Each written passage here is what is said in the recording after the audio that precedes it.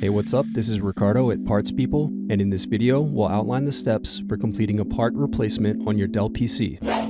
Visit our website and use this coupon for a 5% off discount.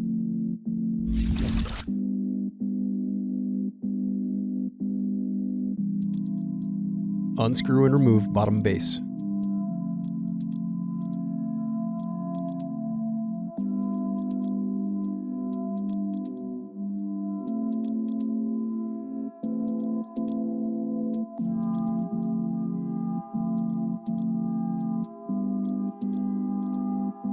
Now unscrew and disconnect battery.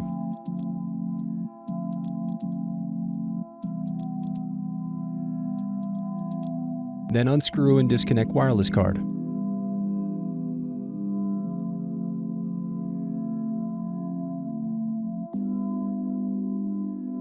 Thanks for watching. Don't forget to like and subscribe if you enjoyed this video. And if you need more, check out this playlist to watch other tutorials for your laptop. You can also click here to find parts for your laptop at partspeople.com.